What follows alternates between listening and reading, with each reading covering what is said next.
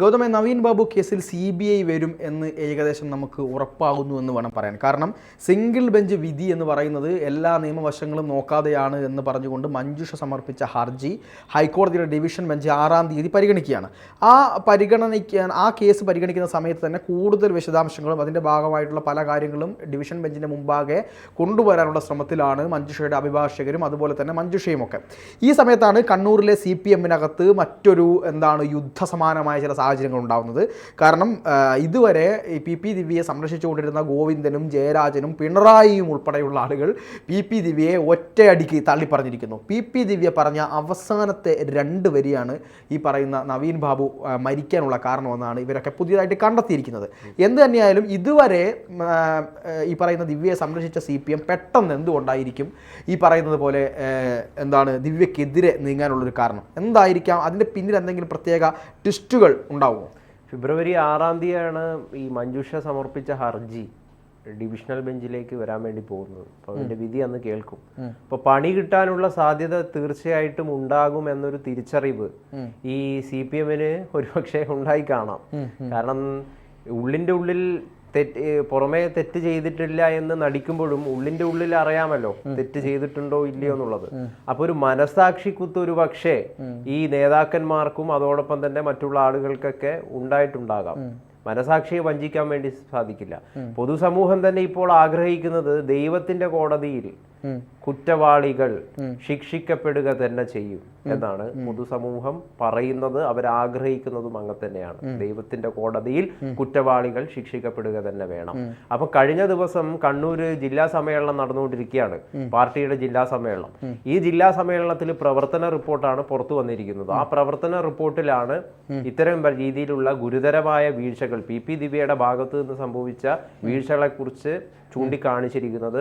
കണ്ണൂർ ജില്ലാ സെക്രട്ടറി ആയിട്ടുള്ള MV ജയരാജൻ തന്നെ തുറന്നടിച്ചിരിക്കുകയാണ് ചെയ്യുന്നത്. ദിവ്യയുടെ വാക്കുകൾ ഈ നമ്മുടെ നവീൻ ബാബുവിന്റെ ADM-ന്റെ മരണത്തിലേക്ക് നയിച്ചു എന്നത്. 2 ദിവസം മുമ്പ് പക്ഷേ MV ജയരാജൻ ഇങ്ങനെ ആയിരുന്നില്ല പറഞ്ഞത്.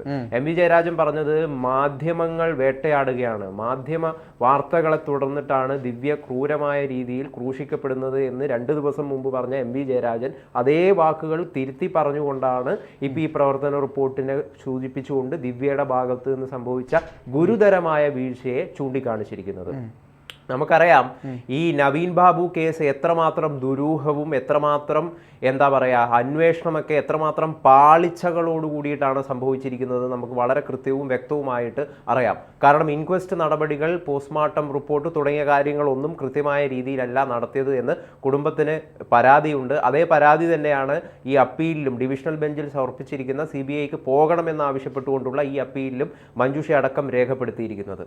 അതായത് എന്തിന് നവീൻ ബാബുവിന്റെ മൃതദേഹം പോസ്റ്റ്മോർട്ടം ചെയ്യുന്നതിൽ മെഡിക്കൽ കോളേജ്, പരിയാരം മെഡിക്കൽ കോളേജിലേക്ക് കൊണ്ടുപോയി. SP-നെ അടക്കം കലക്ടറെ അടക്കം മഞ്ജുഷ ആ സമയത്ത് വിളിച്ചിട്ട് പറഞ്ഞായിരുന്നു അവിടെ മെഡിക്കൽ കോളേജിലേക്ക് കൊണ്ടുപോകാൻ ഞങ്ങൾക്ക് താല്പര്യമില്ല, എന്നിട്ടും അവിടെ കൊണ്ടുപോവുകയാണ് ചെയ്തത്. അങ്ങനെ നോക്കുകയാണെങ്കിൽ വീഴ്ചകളുടെ ഒരു മാലപ്പടക്കമാണ് യഥാർത്ഥത്തിൽ ഈ നവീൻ ബാബു കേസ് എന്ന് പറയുന്നത്. പോലീസിന്റെ ഗുരുതരമായ വീഴ്ച. ഇങ്ങനെ ഒരു സാഹചര്യത്തിൽ ആഗ്രഹിക്കുന്നുണ്ട് ജനം. ഇത് പൊതുസമൂഹമാണ് ആഗ്രഹിക്കുന്നത്. ഈ നവീൻ ബാബു കേസിനെ യഥാർത്ഥത്തിൽ ഏറ്റെടുത്തിരിക്കുന്നത് പൊതുസമൂഹമാണ്. ഈ പൊതുസമൂഹം ആഗ്രഹിക്കുന്നുണ്ട് യഥാർത്ഥ പ്രതി പുറത്തു വരണം എന്ന്. യഥാർത്ഥത്തിൽ പൊതുസമൂഹത്തിന്റെ മുമ്പിലാണ്, CBIയുടെ മുമ്പിലോ കോടതിക്ക് മുമ്പിലോ അല്ല ഈ കേസുള്ളത്. അത് പൊതുസമൂഹത്തിന്റെ മുമ്പിലാണുള്ളത്. പൊതുസമൂഹത്തിന്റെ മുമ്പിൽ ഇനി CPM-ന് എന്ത് ചെയ്യാൻ പറ്റില്ല, ഒളിഞ്ഞു നിൽക്കാനോ അല്ലെങ്കിൽ കള്ളത്തരവും പറഞ്ഞുകൊണ്ട് നിലനിൽക്കാൻ വേണ്ടി സാധിക്കില്ല. അപ്പോൾ 6-ാം തീയതി വരാൻ വേണ്ടി പോവാണല്ലോ, അതിന് മുൻകൂറായിട്ടുള്ളൊരു ജാമ്യം എടുക്കലാണ് ഇപ്പൊ യഥാർത്ഥത്തിൽ ഇപ്പോൾ ഇവിടെ CPM ചെയ്തിരിക്കുന്നത്. അല്ല, ഇതിൽ അത് മാത്രമായിരിക്കില്ല. അതായത് CPM-ന്റെ മുൻകൂർ ജാമ്യം, അതായത് ഗൗതം പറഞ്ഞു നിർത്തിയില്ല മുൻകൂർ ജാമ്യം. ആ മുൻകൂർ ജാമ്യത്തെ നമ്മൾ ഒന്നും കൂടെ പരിശോധിച്ചാൽ മറ്റു ചില കാര്യങ്ങൾ കൂടെ കാണാൻ കഴിയും. അതായത് CBI അന്വേഷണം വരുമ്പോൾ ഇതൊരു കൊലപാതകമാണ് എന്ന നിലയിലേക്കാണല്ലോ CBI അന്വേഷണം വരിക. അങ്ങനെ CBI അന്വേഷണം വന്ന് ഇതൊരു കൊലപാതകമാണെങ്കിൽ ആ കൊലപാതകത്തിൻ്റെ പുറത്ത് ആരൊക്കെയാണ് പ്രവർത്തിച്ചിട്ടുള്ളത്, അതിൻ്റെ പുറകിലുള്ള മാഫിയ സംഘങ്ങൾക്കുള്ള പങ്ക് എന്താണ്, അതിൽ CPM-ന്റെ പങ്കെന്താണ്, നേതാക്കന്മാരുടെ പങ്കെന്താണ്, കലക്ടറുടെ പങ്കെന്താണ് തുടങ്ങി നൂലിഴ കീറി CBI പരിശോധിക്കും.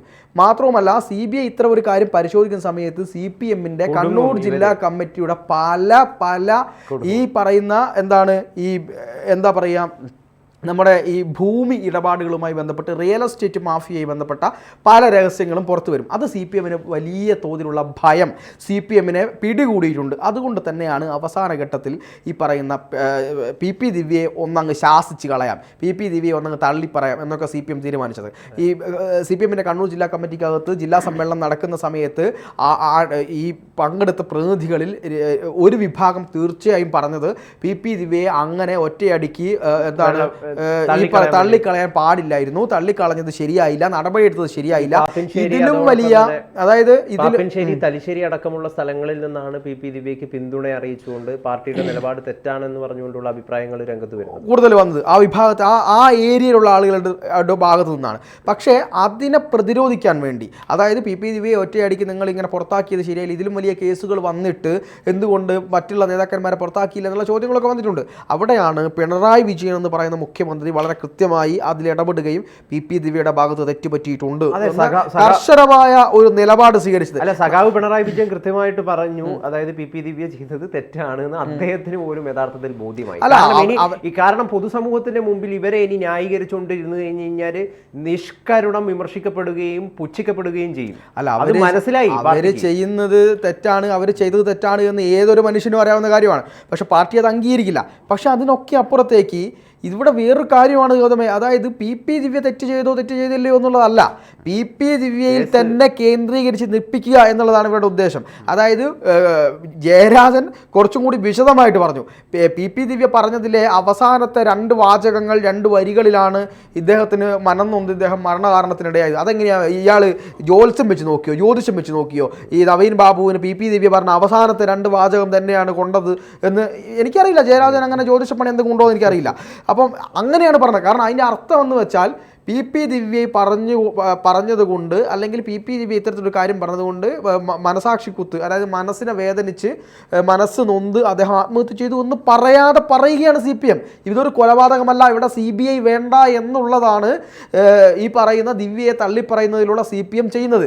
അങ്ങനെ CPM ചെയ്യുന്നതിൻ്റെ കാരണം എന്ന് പറയുന്നത് CPM-ന്റെ അണിയറ രഹസ്യങ്ങൾ, അന്തഃപുര രഹസ്യങ്ങൾ നാട്ടിൽ പാട്ടാകും CBI വന്നാൽ എന്നുള്ള ഭയം തന്നെയാണ് പിണറായി വിജയനെ കൊണ്ടും MV ഗോവിന്ദനെ കൊണ്ടും അതുപോലെ തന്നെ ജയരാജനെ കൊണ്ടും ഒക്കെ ഈ കേസിന് ഉള്ളിലേക്ക് കടന്നു ചെന്ന് ഈ കേസ് വേണ്ട, ഈ കേസ് CBI അന്വേഷിക്കേണ്ട എന്ന് ഹൈക്കോടതിയിലെ ഗവൺമെൻറ്റിൻ്റെ പ്ലീഡർമാരെയും ഗവൺമെൻറ്റിൻ്റെ എല്ലാ ഉദ്യോഗസ്ഥരും, അതായത് വക്കീലന്മാരെ, അഡ്വക്കേറ്റ് ജനറലിനെ അടക്കം ഇടക്കിക്കൊണ്ട് വാദിച്ച് ഇവർ മുന്നോട്ട് പോയത് എന്തുകൊണ്ടാണ്? ഇത്തരത്തിൽ കണ്ണൂർ എന്ന് പറയുന്ന CPM-ന്റെ നെടുന്തൂൺ രാഷ്ട്രീയത്തെ CBI വളഞ്ഞിട്ട് പിടിക്കും എന്നുള്ള ഭയം ഇവർക്ക് നിലനിൽക്കുന്നത് കൊണ്ട് തന്നെയാണ് ഇവരെത്തത്തൊരു കാര്യം പറഞ്ഞത്. അല്ലാതെ PP ദിവ്യ തെറ്റ് ചെയ്തു, ഞങ്ങളിതാ തെറ്റ് സമ്മതിക്കുന്നു, ഞങ്ങൾ കമ്മ്യൂണിസത്തിൻ്റെ ഉദാത്ത മാതൃകകളാണ് എന്ന് പറയാനൊന്നുമല്ല.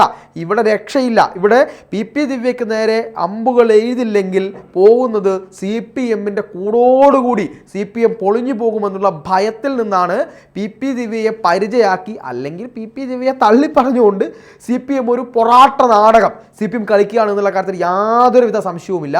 ഇവിടെ ആദ്യം തന്നെ മഞ്ജുഷ ഗൗതം സൂചിപ്പിച്ചൊരു കാര്യമുണ്ട്. അതായത് പാപ്പിനിശ്ശേരി, ഈ പറയുന്ന നമ്മുടെ തലശ്ശേരിയും ആ ഭാഗത്തുള്ള ആളുകളൊക്കെ തന്നെ കുറച്ചും കൂടെ PP ദിവ്യയ്ക്ക് അനുകൂലമായി പറയാനുള്ള കാരണം ഇവർക്ക് ഇതിനുള്ളിലുള്ള കണ്ണൂർ ജില്ലാ കമ്മിറ്റിയിൽ നടക്കുന്ന പല കാര്യങ്ങളോടും അഭിപ്രായ വ്യത്യാസമുള്ള ആളുകളുണ്ട്.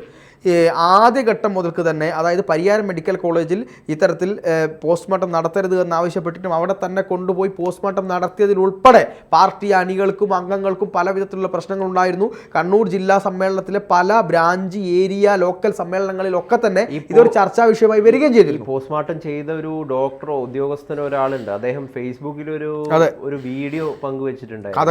ഒരു കഥകളി രൂപത്തിൽ ഈ പോസ്റ്റ്മോർട്ടത്തിന്റെ ഒരു പശ്ചാത്തലത്തിൽ അതിന്റെ ഒരു ആകെ മൊത്തമുള്ള ഒരു ഇതിവൃത്തം എന്ന് പറയുന്നത് ഒരാൾ ദുഃഖിച്ചിരിക്കുകയാണ്. അല്ല, അദ്ദേഹം കഥകളിയോ കുച്ചിപ്പുടിയോ കലാകാരനങ്ങാനാണ്, അത് അയാൾ തന്നെ ചെയ്ത വേഷമാണ്. അദ്ദേഹം ഇങ്ങനെ പോസ്റ്റ്മോർട്ടം ചെയ്തിട്ട് ദുഃഖിച്ചിരിക്കുന്ന സംഭവം, അതായത് ഞാൻ തെറ്റ് ചെയ്തു എന്ന് പറയാതെ പറയുകയാണ് അദ്ദേഹം ചെയ്തത്. അതെ.